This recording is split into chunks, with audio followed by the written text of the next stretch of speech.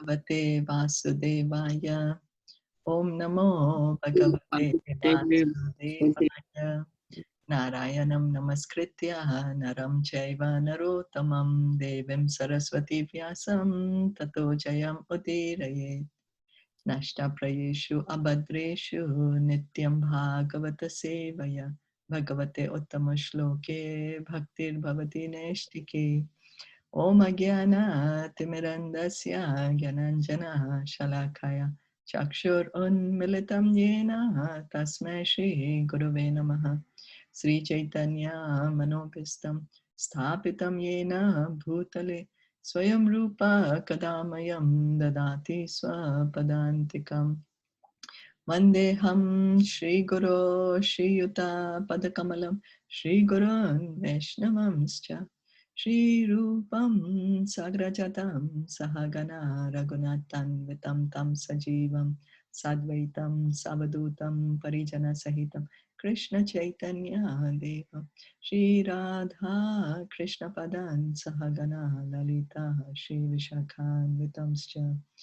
He Krishna Karuna Sindhu Dinabandhu Jagatpati Gopisha Gopika Kanta Radha Kanta Namaste Tapta Kanchanam Gauri Gauri Radhe Devi Paramamani Hari Priya Nama Om Vishnu Padaya Krishna Prishtaya Krishnaya Bhutale Srimate Vedanta Shivami Iti Namaste Saraswati Devi Devi Gauravani Pracharani Nirvishita Sunyatapadi Shatarini Vanchakalpa Tarubhyascha Kripa Sindhu Patitanam Pavanebhyo Vaishnavebhyo Namo Namaha.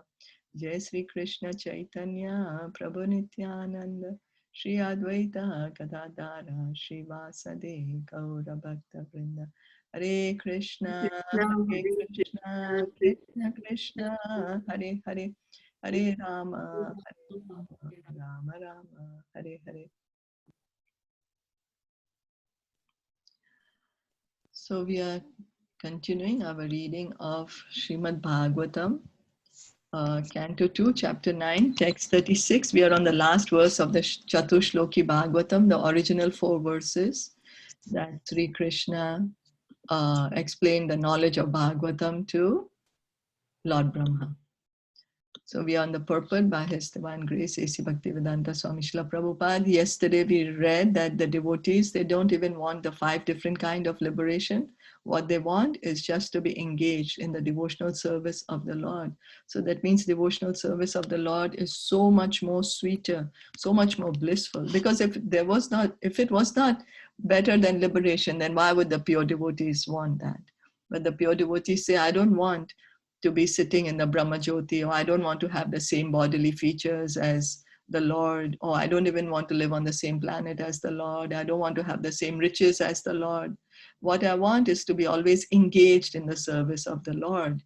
Lord Chaitanya, that's what he came to tell us, that Gopi Bharatur Padakamalayur Das Das Anudas Anudas Anudas, that the perfection of life is that we should become a servant of the servant of the servant of the servant of the servant of Sri Krishna, the lover of the gopi. So not a direct servant of Radha and Krishna, but a servant of the servant of the servant of the servant. That's the mode of a devotee. The final conclusion, therefore, is that the glories of the Lord must be always and everywhere proclaimed. One should hear about his glories. One should chant about his glories, and we should always remember his glories, because that is the highest perfectional stage of life.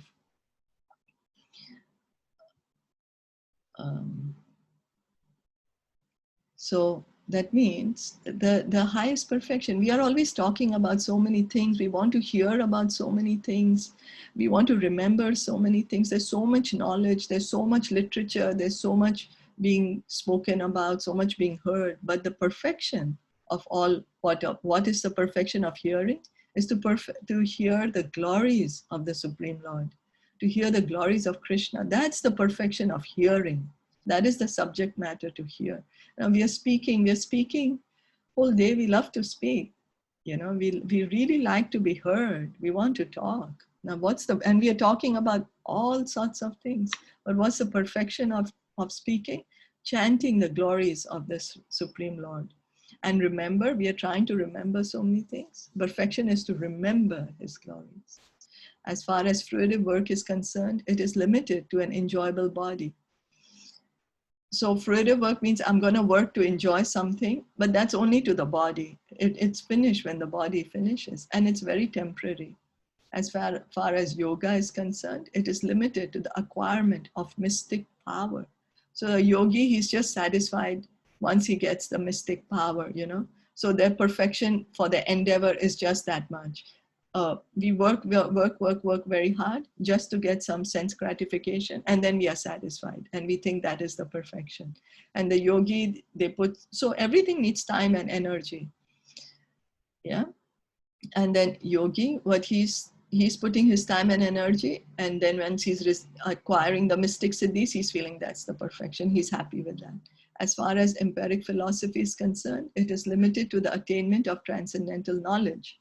And as far as transcendental knowledge is concerned, it is limited to attainment of salvation. So the jnani, what they are trying to do is they are trying to acquire transcendental knowledge that I'm not this body, I'm the soul.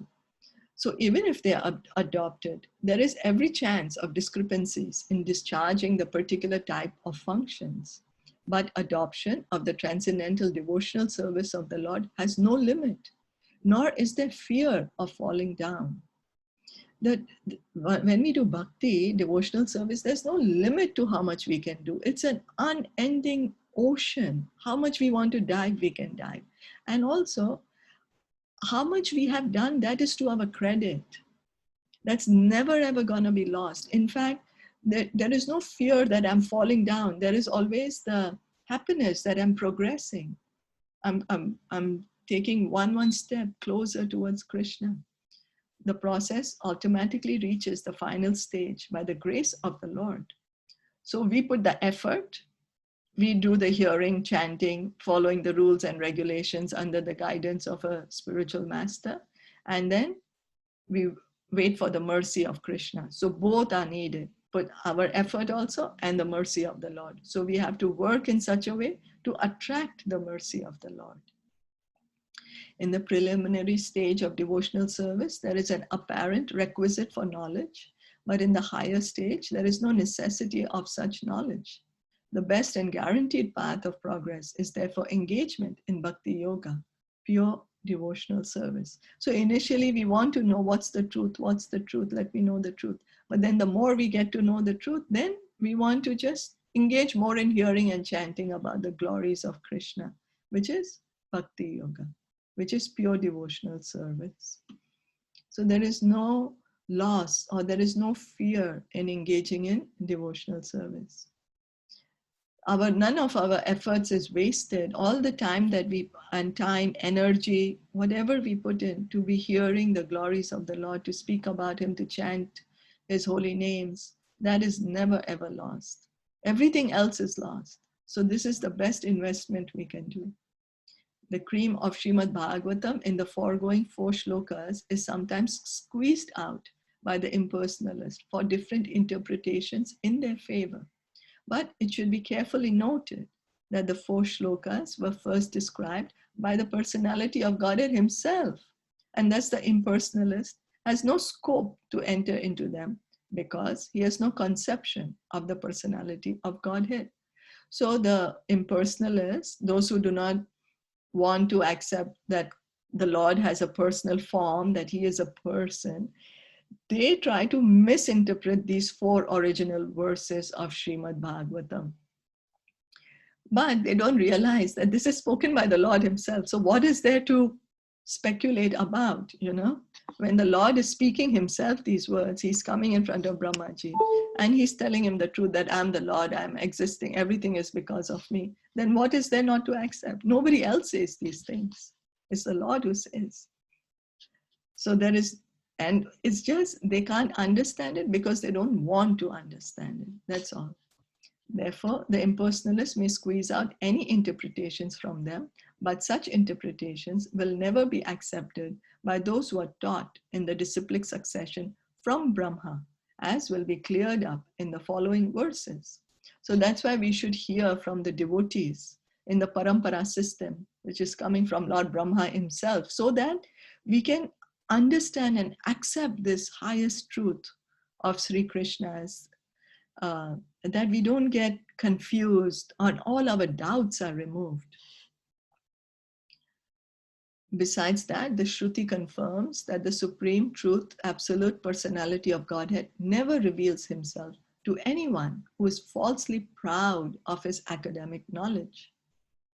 And Krishna, if somebody thinks, oh, I'm a great Jnani, I have so much knowledge, and so I'm trying to understand who's God by my own mental strength, Krishna never reveals him to that kind of a person. Same like us. Somebody who is very proud and who doesn't actually want to know us, they just want to speak about what they want to speak. Then we let them, we don't tell them, you know, we don't take them to our house and introduce them to our very close people that we actually love.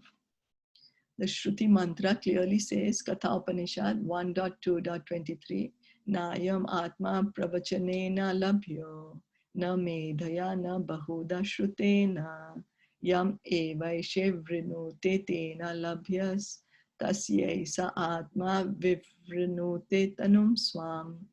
The whole matter is explained by the Lord himself, and one who has no approach to the Lord in his personal feature can rarely understand the purport of Srimad Bhagavatam without being taught by the Bhagavatas in the disciplic succession.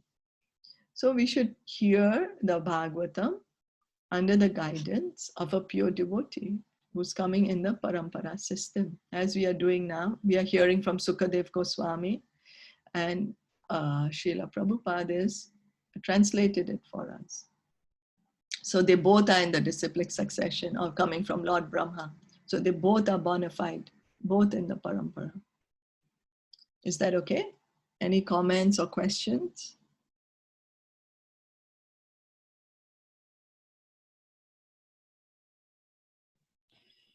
No, then we can go to the next verse. Chapter, text 37.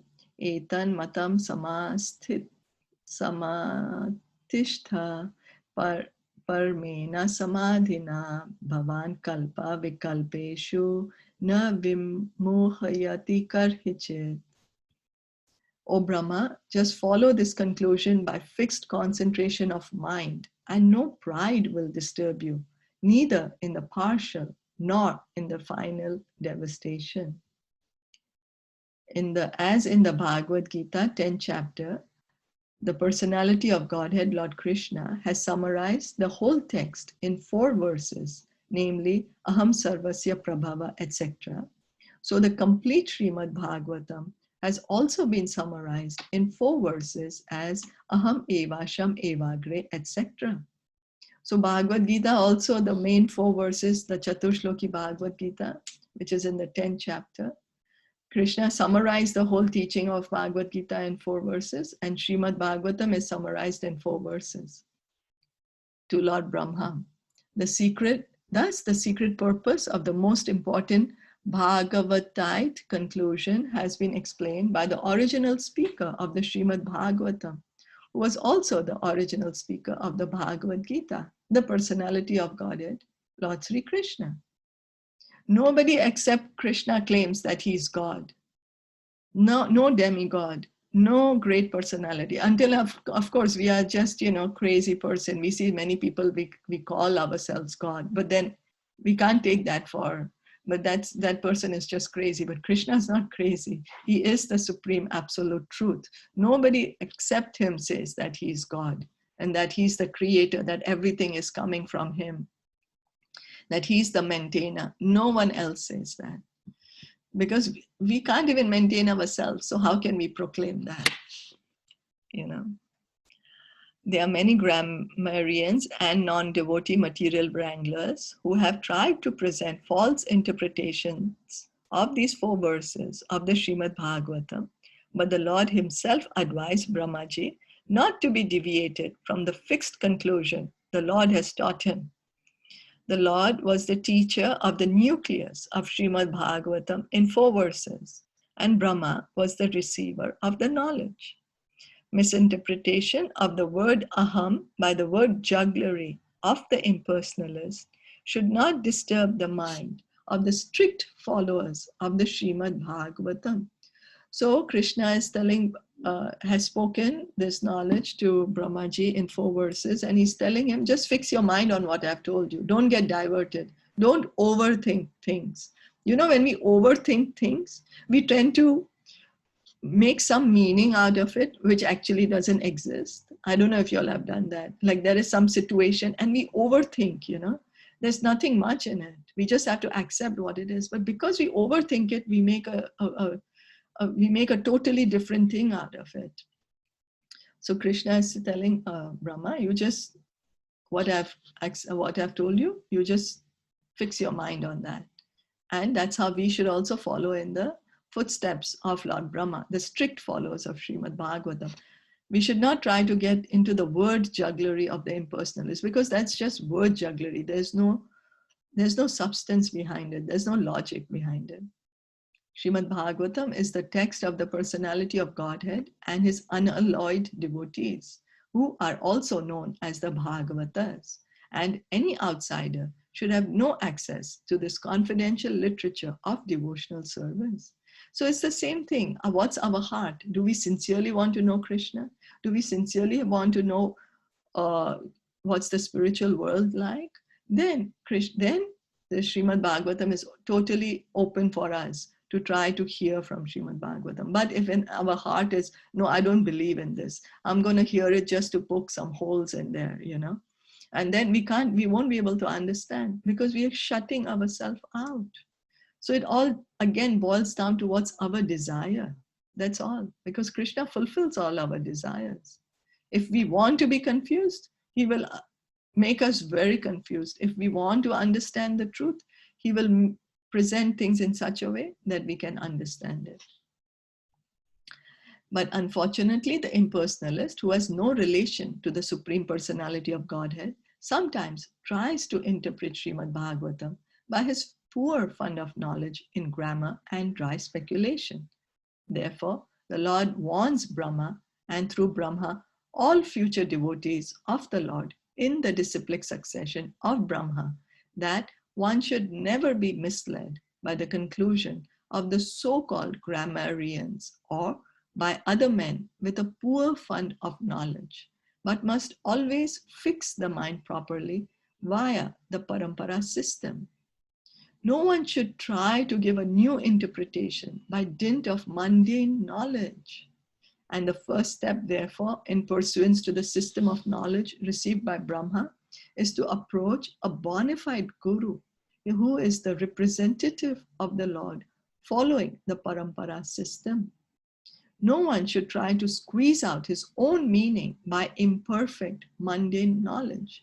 Because if we are going to think that I'm going to think about all these spiritual matters by my own strength of my mind, we will get confused. We will commit mistakes. Why? Because we are not perfect.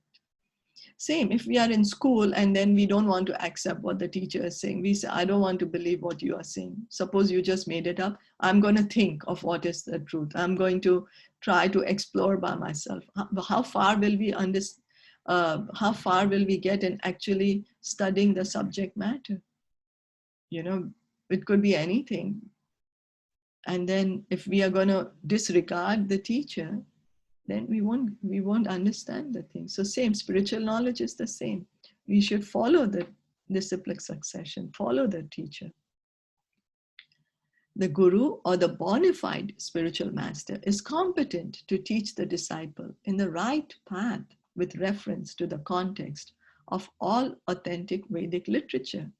He does not attempt to juggle words to bewilder the student. So here, who is a bona fide, who is the true guru, who is actually a guru? One, he's coming in the parampara system, the parampara system which is starting with Brahmaji. And then, of course, we have 4 paramparas, starting from Lord Brahma or Lord Shiva, Lakshmi Devi, or the 4 Kumaras. So Krishna first imparted knowledge to these 4 great personalities, and then they have their paramparas. And so we should follow in. Now we are coming in the line of parampara of Lord Brahma. So we should try to hear from the same disciplic succession, no? Not to get confused. Follow. We are taking up to study one subject matter. Say we decided I'm going to study business administration, so I should continue with my course. I should finish my degree with business administration.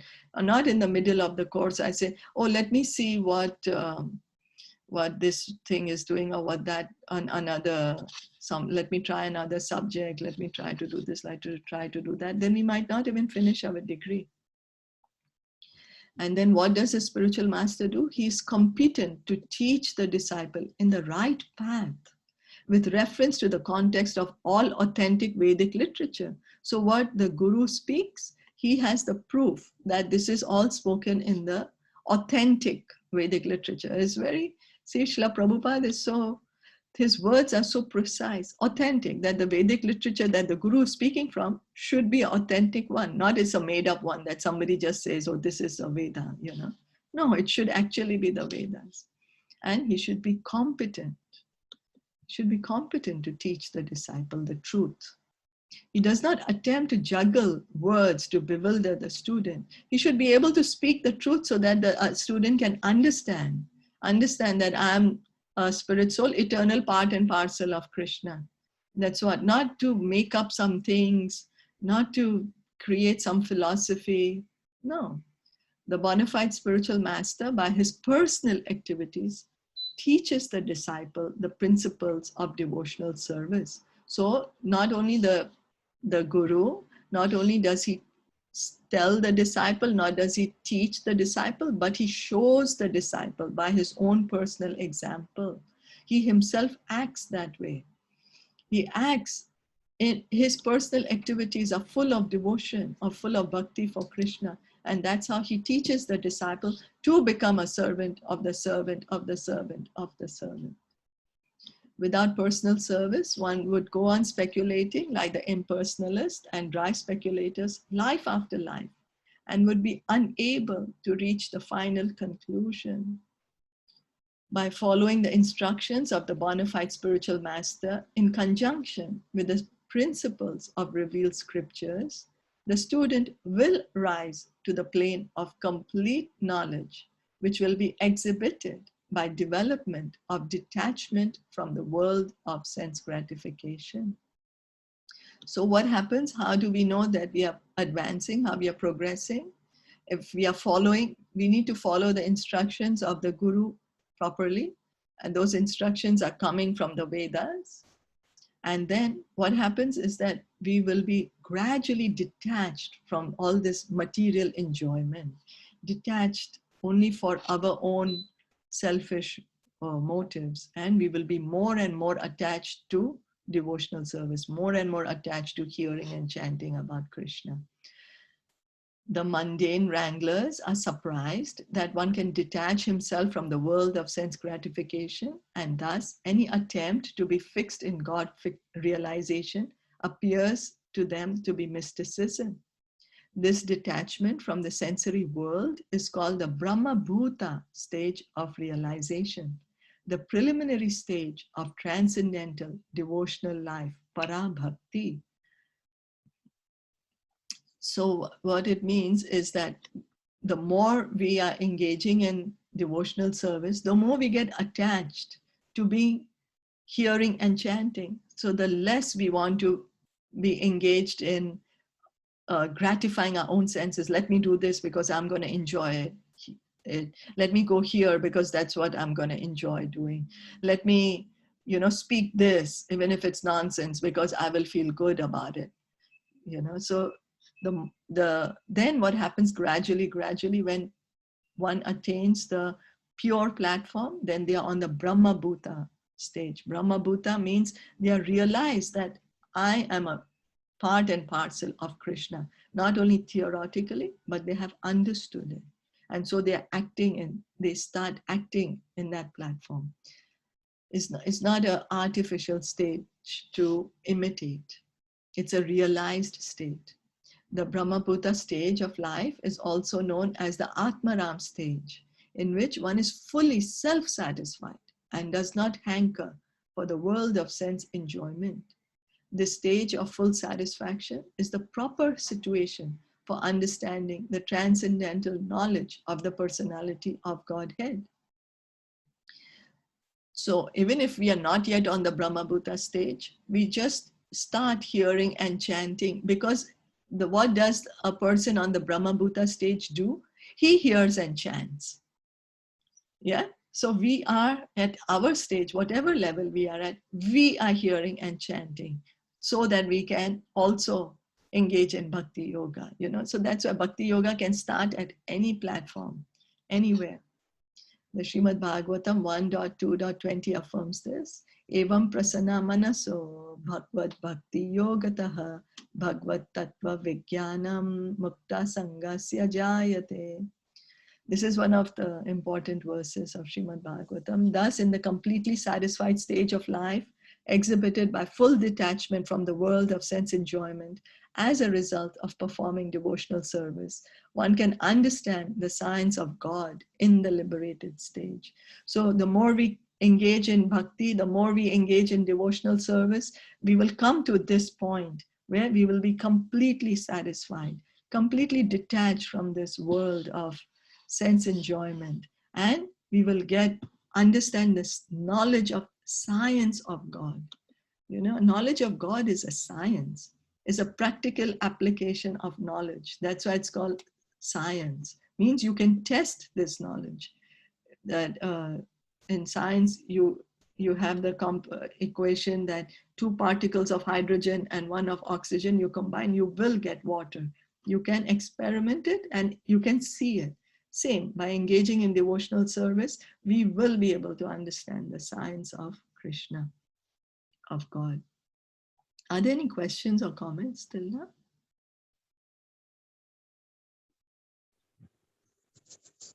Okay, just I wanted to add in, I heard somewhere, some discourse that the Bhagavad Gita was spoken to Arjuna in 45 minutes.